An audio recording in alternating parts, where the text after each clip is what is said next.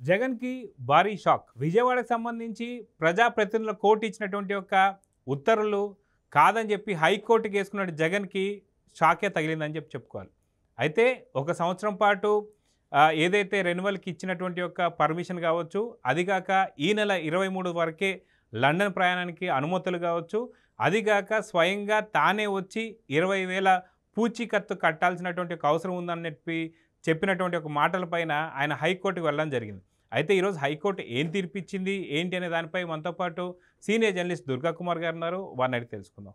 Sir నమస్తే. నమస్కారం జగన్ గారు, మన వీక్షకులకు కూడా నమస్కారం. విజయవాడ ప్రజాప్రతినిధుల కోర్టు ఏదైతే ఉందో దాని దగ్గర నుంచి వచ్చినటువంటి తీర్పు ఏదైతే ఉందో ఖచ్చితంగా సంవత్సరం పాటు మాత్రమే ఆయనకు వచ్చినటువంటి ఒక పాస్పోర్ట్ కావచ్చు, అదిగాక 20,000 పూచీకత్తు ఖచ్చితంగా తనే స్వయంగా వచ్చి కట్టాల్సినటువంటి అవసరం, అదిగాక సెప్టెంబర్ 23 వరకు అంటే 3వ తారీఖు నుంచి 23 వరకు మాత్రం ఇచ్చిన పర్మిషన్ ఏదైతే ఉందో దీన్ని ఖాతరు చేస్తూ ఆయన హైకోర్టుకి ఆయన వేసుకోవడం జరిగింది. హైకోర్టు నుంచి ఎలాంటి ఉత్తర్వులు వచ్చాయి ఏంటి, ఇది జగన్కి భారీ షాకే అని చెప్పేసి అయితే తెలుస్తుంది. ఎలాంటి తీర్పు ఇచ్చిందంటే ఏం చెప్తారు? మీరు కూడా జగన్ గారు కాబట్టి, జగన్ గారు ఒక మాజీ ముఖ్యమంత్రి, తర్వాత ప్రస్తుత ప్రతిపక్ష నాయకుడు, హోదా లేకపోయినా ప్రతిపక్ష నాయకుడు, గతంలో హోదాతో కూడా పనిచేసిన ఆయన, అంతకుముందు పార్లమెంటుకి 5 సంవత్సరాలు పనిచేసిన వ్యక్తి. అసలు పాస్పోర్ట్ అనేది ఒక రైట్గా తీసుకునే హక్కు ఉందండి ఎవరికైనా, ఒక సామాన్య పౌరుడికి. ఇంత హోదాలో, ఒక ముఖ్యమంత్రి హోదాలో అంతకుముందు డిప్లొమాట్ పాస్పోర్టు కలిగిన వ్యక్తి ఇవాళ ఒక సాధారణ పాస్పోర్ట్కి వెళ్తే కూడా ఇన్ని నియమ నిబంధనలు పెడుతున్నారంటే ఆ వ్యక్తి అనర్హతలకి చెప్పాల్సిన అవసరం లేదు, ఎంత అనర్హుడయ్యాడు అనేది. ఒక రైట్గా ఇప్పుడు అక్కడ పనిచేయటానికి దుబాయ్లో కానీ సౌదీలో పనిచేయటానికి 5వ తరగతి 6వ తరగతి చదువుకున్న గ్రామీణ ప్రాంతాలకు చెందిన ఎవ్వరు ఒక సాధారణ పౌరుడు అప్లై చేస్తే ఇవాళ రేపు 10-15 రోజుల్లో పాస్పోర్ట్ ఇంటికే వచ్చేస్తుంది. అందులోనూ ఏవి రిస్ట్రిక్షన్ ఉండదు. కానీ మరి ఇంత హోదాలో గతంలో మరి డిప్లొమాటిక్ పాస్పోర్ట్ కూడా కలిగిన వ్యక్తికి ఒక సాధారణ పాస్పోర్ట్లో ఇన్ని పరిమితులు విధించారంటే ఆయనకున్న అనర్హతలు ఎంతో, అవి ఎంత రికార్డెడ్గా ఉన్నాయి అనేది ఎంత అవమానకరమైన పరిస్థితితో మీరు ఆలోచించండి. ఒక మాజీ ముఖ్యమంత్రి అయినా అంతకుముందు ఒక స్పెషల్ ప్రతిపత్తి ఉంది ఆయన పాస్పోర్ట్కి. ఇవాళ మామూలు పాస్పోర్ట్కి కూడా ఎన్నో పరిమితులు పెట్టారు. అది అంతకన్నా అవమానమే ఉంది సార్. అక్రాస్ ద కౌంటర్ వెళ్ళి తెచ్చుకునే అంత రైట్ ఇవాళ లిబరలైజ్ చేశారు పాస్పోర్ట్ ఇష్యూకి.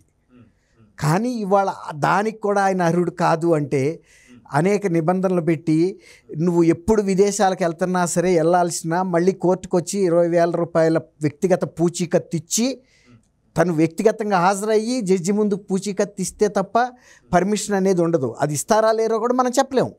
ముందు హాజరవ్వమన్నారు. ఆ రోజు ఈయన మీద ఉన్న కేసులు, వాటి విచారణ పరిస్థితులు, అలాగే సిబిఐ కేసుల పరిస్థితి కూడా చూసుకుని తప్ప ఇవ్వరు.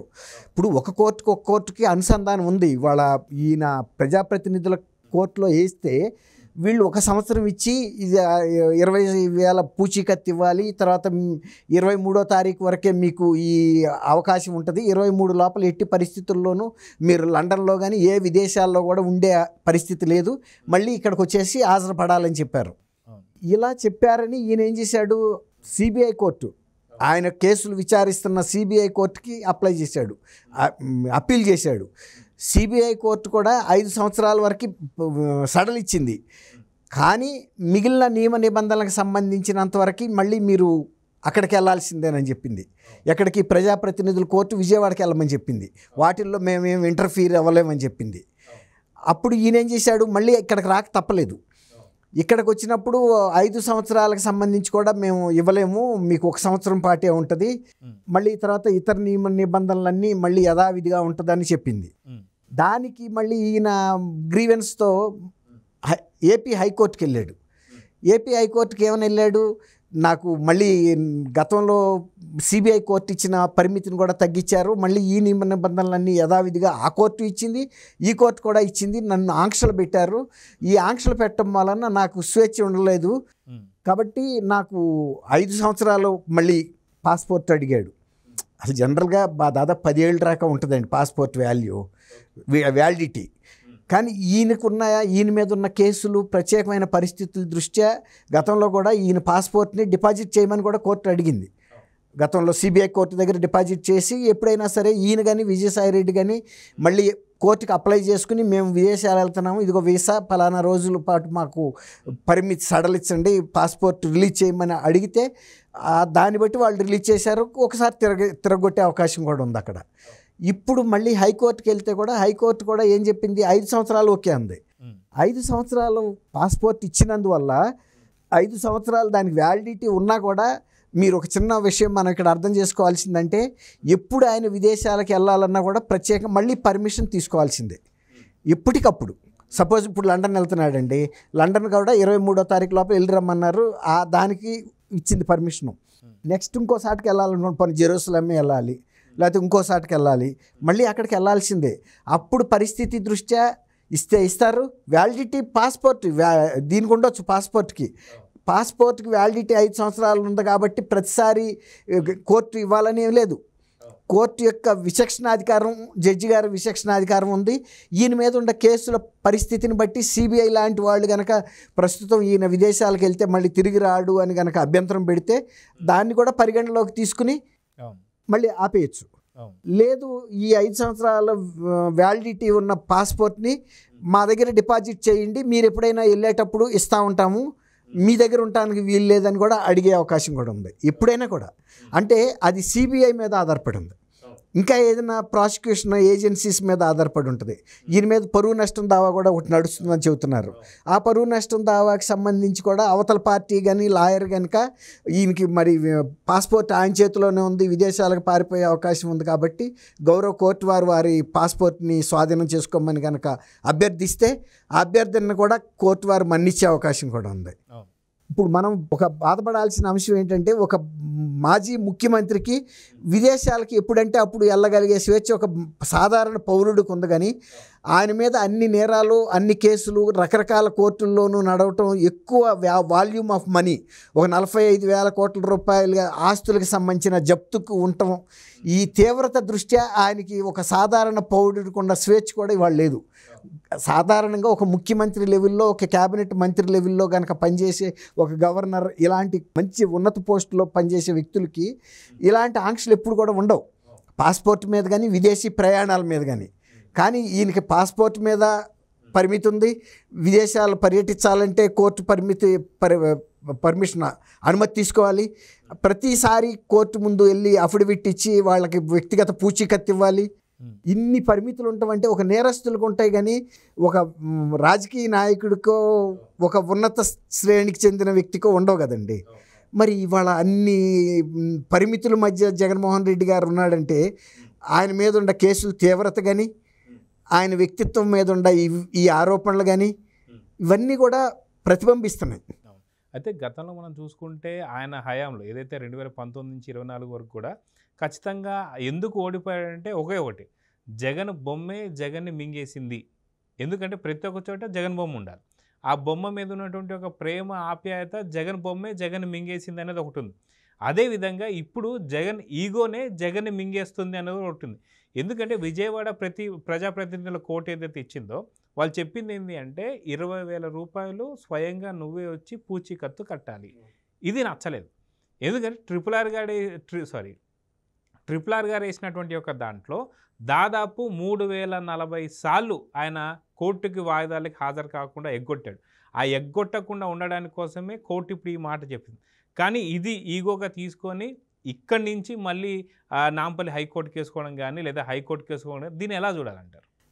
మీరు అన్నట్టు ఏదైనా అంటే ఒక మా ఊరు మాటల్లో చెప్పాలంటే కాలిక అయిన దాన్ని మూతిరాక రాసుకోవటం అంటే ఇదేనండి. ఇప్పుడు మీరు అన్నట్టు ప్రజాప్రతినిధుల కోర్టు ఇచ్చిన ఒక పరిమితులు ఏవైతే ఉన్నాయో వాటిని ఒప్పుకుంటే వచ్చిన నష్టం ఏం లేదండి. 1 సంవత్సరం పాటు పాస్పోర్ట్ ఇచ్చారు, మళ్ళీ ఎక్స్టెన్షన్ చేసుకోవడానికి ఎప్పుడూ అవకాశం ఉంటుందండి. ఇవాళ రేపు పాస్పోర్ట్లు అంటే నెలల తరబడి వేచి ఉండాల్సినంత అవసరం ఏం లేదు, జనరల్ పాస్పోర్ట్కైనా ఒక సాధారణ వ్యక్తికే లేదు. అలాంటిది ఆయన ఎప్పుడైతే 1 సంవత్సరం పరిమితి గడువు దాటిపోతుందో అంతకు ఒక 15 రోజుల ముందు కనుక అదే కోర్టు వారిని అభ్యర్థిస్తే నా పాస్పోర్ట్ పరిమితి ముగుస్తుంది, దాన్ని మళ్ళీ పొడిగించగలరని కనుక ఇస్తే పాస్పోర్ట్ ఆఫీస్కి మళ్ళీ వాళ్ళు ఆదేశాలు ఇస్తారు 1 సంవత్సరం 2 సంవత్సరాలు ఇవ్వమని. అలా కాకుండా నేను కోర్టుకు వెళ్ళటం ఏంటి, మీరు అన్నట్టు వ్యక్తిగత పూచీకత్తు ఇవ్వటం ఏంటి, నా స్థాయికి ఒక ముఖ్యమంత్రిని, నేను అనేక సిబిఐ కోర్టులోనే నేను 3000కి పైగా వాయిదాలకి హాజరవ్వకుండా మినహాయింపు తెచ్చుకున్న వ్యక్తిని, నేను చట్టానికి అతీతుడిని అనే ఒక ఈగో మూలనే ఆయన మళ్ళీ మీరు అన్నట్టు సిబిఐ కోర్టుకు వెళ్ళాడు, అక్కడ ఒక న్యాయం జరుగుతుంది అని. కానీ అక్కడ జరగపోగా మళ్ళీ అదే కోర్టుకి తిప్పంపారు. అక్కడ కోర్టు దగ్గరికి వెళ్ళి మళ్ళీ పరిస్థితి ఏమైంది, వాళ్ళు అదే నీకు గతంలో మేము ఇచ్చిన ఆదేశాలే నిలబడతాయంటే అప్పుడు మళ్ళీ హైకోర్టుకి వెళ్ళాడు. హైకోర్టుకి వెళ్తే కూడా పాస్పోర్ట్ గడువుని పెంచారే తప్ప మిగిలిన పరిమితుల్ని ఆంక్షల్ని ఏం తగ్గించలా. ఇప్పుడు అదే అది మీరు అన్నట్టు దీని మూలాన ఎంత ప్రచారం జరిగింది, ఎందుకు ఈయనకి పాస్పోర్ట్ ఇవ్వట్లేదు, ఎవరు పడితే వాళ్ళకి ఇచ్చేస్తారు కదా పాస్పోర్టు, ఈయనకి ఎందుకు ఇవ్వటం లేదంటే ఈయన మీద ఇన్ని కేసులు ఉన్నాయి, ఇన్ని నేరాలు ఉన్నాయి, ఇంత అవినీతికి సంబంధించిన అంశాలు రకరకాల కోర్టుల్లో పెండింగ్లో ఉన్నాయి, రకరకాల దర్యాప్తు సంస్థల విచారణలో ఉన్నాయి, అందువల్ల ఈయన మనం వెళ్ళగలిగినంత స్వేచ్ఛగా ఈయన విదేశాలకు వెళ్ళడానికి అనుమతి లేదు. ముఖ్యమంత్రిగా ఉన్నా లేకపోతే పెద్ద ప్రజా జీవితంలో ఒక పార్టీకి అధ్యక్షుడిగా ఉన్నా ఇప్పుడు ఆయన బలహీనతలన్నీ ప్రజల ముందు ఎక్స్పోజ్ అయిపోయినాయి, తెలిసిపోయింది. ఇంత చర్చ మీరు అన్నట్టు ఆయన ఈగోయిస్టిక్ మూలానే జరిగింది. గతంలో కూడా అయిన దానికి కాని దానికి అన్ని ఫోటోలు వేసుకుంటే ఆయన నియోజకవర్గంలో ఒక సాధారణ రైతే అడిగాడు, ఏంటి ఈ ఫోటోలు వేయటమని, మా భూములకు సంబంధించిన హక్కుపత్రాల మీద పాస్ పుస్తకాల మీద ఈయన ఫోటో ఏంటని. ఆయనకి ఏంటంటే ప్రతి దాంట్లోనూ తన ఫోటో ఉండాలని, అది ఒక మ్యానియా అంటారు దాన్ని. ఇప్పుడు నువ్వు ఇంకా జీవితకాలం నీకు ప్రజా జీవితంలో ఉండటానికి ఎంతో ఇంకా 30 సంవత్సరాలు కూడా ఉండొచ్చు యాక్టివ్గా. కాబట్టి నీకు అంత ప్రచార కండూతి ఎందుకు, కీర్తి కండూతి రావాలనే అంశం ఎందుకు? ఇప్పుడు ఎన్టీ రామారావు గారు హెల్త్ యూనివర్సిటీ పెట్టినా ఆయన పేరు ఆయన పెట్టుకోవాలా, ఆంధ్రప్రదేశ్ హెల్త్ యూనివర్సిటీ ఆరోగ్య విశ్వవిద్యాలయం అని పెట్టారు. అలాంటిది ఆయన చనిపోయిన తర్వాత తెలుగుదేశం వాళ్ళు ఎన్టీఆర్ హెల్త్ యూనివర్సిటీ అని పెడితే నువ్వు అధికారంలోకి వచ్చా కదా అని తెలుగు జాతి కీర్తిని దిగంతాలకి ఎగరేసిన వ్యక్తి, ఒక యుగ పురుషుడు. ఆయన ప్రతి ఇంట్లోనూ పసిబిడ్డ నుంచి రేపు చనిపోయే ముసలి వ్యక్తిలాగా కూడా అభిమానం ఇచ్చే వ్యక్తిని మీ ఇంట్లో కూడా ఎవరు నీ తల్లి కానీ చెల్లి కూడా నువ్వు చేసిన పని అభినందించలేరు. ఎవరు ఆయన పేరుని తీసేసి దానికి డాక్టర్ వైఎస్ఆర్ హెల్త్ యూనివర్సిటీ అని పెట్టాడు. డాక్టర్ వైఎస్ఆర్కి ఆరోగ్యశ్రీ ఉంది, అనేక పథకాలు ఆయన పెట్టాడు, జిల్లా పేరే ఉంది. అట్లాంటిది ఆయన చేసే ఈ కీర్తి కండూతి కానీ మీరు అన్నట్టు రెండోది మీరు ఇంకోటి ఈగో, ఈ రెండు మింగేసిందండి. మొన్న ఇంకోటి అండి, మొన్న ఎలక్షన్ ముందు దాని పేరు ఏంటంటే సిద్ధం అని పెట్టాడు కదా, అది ఆ పెట్టిన ఫ్లెక్సీలు ఆంధ్రప్రదేశ్లో జుగుప్స్ కలిగించినాయి విపరీతంగా. అసలు ఎటు చూసినా సిద్ధం సిద్ధం, దేనికి సిద్ధం, ఎందుకు యుద్ధానికి సిద్ధం అన్నట్టు పెట్టాడు. ఇలా పెట్టి మనుషుల మీద యుద్ధం చేసినట్టుగా. నేను అదే టైంలో మీకు తెలుసు ఎలక్షన్ ముందు మనం వెళ్ళినప్పుడు మన మిత్రులు కూడా అనేక మంది చెప్పారు, ఆ ఫ్లెక్సీలు చూసి చిన్న చిన్న సందుల్లోనూ చిన్న చిన్న విలేజెస్లోనూ ఆ స్థాయికి మించిన ఫ్లెక్సీలు పెట్టి విరక్తి కలిగింది. దాదాపు 800 కోట్లు వెచ్చించాడని చెప్పేసి. అవును, షర్మిల్ గారు కూడా చెప్పింది ఆ మాట. అదే 800 కోట్లు ఇప్పుడు బుడమేరు కాలువ అని దానికి సంబంధించి చేస్తుంటే అంత కూడా పట్టదు, దానికి 500 కోట్లలో అయిపోతుంది. అంత కూడా పట్టేది కాదండి. కొంత ఏరియాలో ఆక్రమణలు తొలగిస్తే కూడా ఇంత పరిస్థితి రాకపోయేది. సరే, కొంత గతంలో కన్నా వర్షపాతం ఎక్కువ పడిన మాట వాస్తవం. అయినా కూడా అది షర్మిల్ గారు చెప్పింది కదా, ప్రకృతి సిద్ధంగా అది ఎలా అయితే ప్రవహిస్తుందో దాని మానాన్ని దాన్ని వెళ్ళనివ్వండి. రెండోది ఆక్రమణలు తొలగిస్తే సరిపోయేది.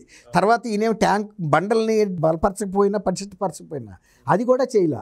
అంటే ఆయనకి అసలు ఒక అవగాహన లేదండి ఒక నీటిపారుదల వ్యవస్థ మీద. కానీ గతంలో చెన్నారెడ్డి గారు లాంటి తెలంగాణలో పుట్టి పెరిగిన వ్యక్తికి కూడా ఆంధ్రప్రదేశ్కి కోస్తా జిల్లాల్లో ఉండే ఒక మురుగునీటి పారుదల వ్యవస్థ మీద పూర్తి అవగాహన ఉంది. ఎందుకంటే వాళ్ళు పరిపాలనా దక్షులు, వాళ్ళకు ఒక నేర్చుకోవాలనే తపన ఉంది, ప్రజలకి మేలు చేయాలనే ఒక ఆకాంక్ష ఉంది. అంతేగాని ఇప్పుడు ఆయన మరి ఆ రోజున వరల్డ్ బ్యాంక్కి వెళ్ళి కూడా లోన్లు తీసుకొచ్చి ఆధునీకరించాడు మొత్తం మురుగునీటి పారుదల వ్యవస్థని. ఈయనకి అవగాహన లేదు, వయసు లేదు, తర్వాత నేర్చుకోవాలనే ఒక కోరిక కూడా లేదు. అయితే కాలం చాలా తక్కువగా ఉంది. ఏదైతే విజయవాడ కోర్టు ఇచ్చినటువంటి ఒక ఉత్తర్వుల మేరకు దాదాపు సెప్టెంబర్ 3 నుంచి 23 వరకే పరిమితి ఇచ్చింది. దాదాపు ఇది 10వ తారీఖు అనుకోండి, 11 అండి, ఇంకా 12 రోజులు, ఇంకో 12 రోజులు. సో ఎప్పుడు ప్రయాణం మొదలవుతుంది? ఎందుకంటే లండన్కి వెళ్ళిన ప్రతిసారి ఖచ్చితంగా ఆంధ్రాలో ఏదో ఒకటి జరగబోతుంది. ఎందుకంటే లాస్ట్ టైం కూడా మనం చూసాం. ఏదైతే జగన్ లండన్ ప్రయాణానికి సంబంధించి చూస్తే జగన్ లండన్ ప్రయాణం అయ్యాడు, చంద్రబాబు గారు రాష్ట్ర. సో ఈసారి నిజంగా జగన్ ప్రయాణం మొదలు పెడితే ఇంకేం జరిగే అవకాశం ఉంది అంటే ఏం చెప్తారు? ఇప్పుడు ఆయన ఎవరిని ఎత్తడానికి అవకాశం లేదు కదండి. లేకపోతే ఏం చేయగలుగుతాడంటే ఆయన వాళ్ళ పార్టీ వాళ్ళకి చెప్పి ఏదన్నా ఒక బిగ్ డే ఏదో ఒక అలజడి సృష్టించడానికి చేయగలుగుతాడు తప్ప. మొన్న 3వ తారీఖు కూడా చూసుకుంటే ఆయన వెళ్ళిపోతాడు అనుకోగానే ప్రకాశం బ్యారేజ్కి బోట్లు పెట్టి గుద్ది ఏదో ఒకటి పెద్ద విధ్వంసం ఇలాంటివి చేయగలుగుతారు. ఇలాంటివి ఈసారి కూడా ఆ భయం ఉందంటారా? ప్రకాశం బ్యారేజ్కి కాకపోయినా ఇంకోసారి ఎక్కడన్నా ఒక అలజడి చేయించవచ్చు, ఒక దాడి చేయించవచ్చు. ఇప్పుడు మంచి చేయటం కష్టం కానీ చెడు చేయటం పెద్ద కష్టమే ఉంటుంది జగన్ గారు. కాబట్టి అట్లాంటిది ఏదైనా ప్లాన్ చేస్తాడని చెప్పలేము. కొంతమంది ఎట్లా అంటే ఇట్లాంటి వెళ్ళినప్పుడు వాళ్ళ మీదకి రాకుండా నేను అక్కడ ఉన్నా కదా అంటాడు, ఇక్కడ జరిగింది కదా అని. అప్పుడు కూడా అదే చెప్పాడు కదా, నాకు తెలీదు ఎత్తేసారా, కేంద్రం ఎత్తేసిందేమో అని ఒక అమాయకంగా నటిస్తే కేంద్రం అంత తెలివి తక్కువదా? ఈయన ఉద్దేశాలను అర్థం చేసుకునే కదా దూరంగా పెట్టింది. ఈసారి ఎన్నికల్లో ఆయనతో పొత్తు కూడా పెట్టుకోలేదు కదా. ఎందుకంటే ఈయనకు ఒక క్రిమినల్ ఆలోచన విధానం ఉంది, ఇతనితో మనం కొనసాగకూడదనే నిర్ణయానికి వచ్చారు. అది ఎప్పుడైనా మనం ఫెయిర్గా ఉంటే అవతలాళ్ళు కూడా ఉంటారండి. మనం క్రిమినల్గా ఆలోచిస్తే మన దుష్ట ఆలోచనలు అవతలాళ్ళు కూడా గమనిస్తారు. సో చూద్దాం సార్, ఖచ్చితంగా జగన్ ప్రయాణం మాత్రం అతి తొందరలో ఉండబోతుంది. మొత్తానికి ఈ ఆంక్షల్ని కూడా ఒప్పుకుంటాడా లేదా ఇంకేదైనా పై స్థాయి కోర్టుకు వెళ్తాడా లేదా అనేది చూద్దాం. మరి నమస్తే. థ్యాంక్ యూ జగన్ గారు. మన వీక్షకులు కూడా నమస్కారం.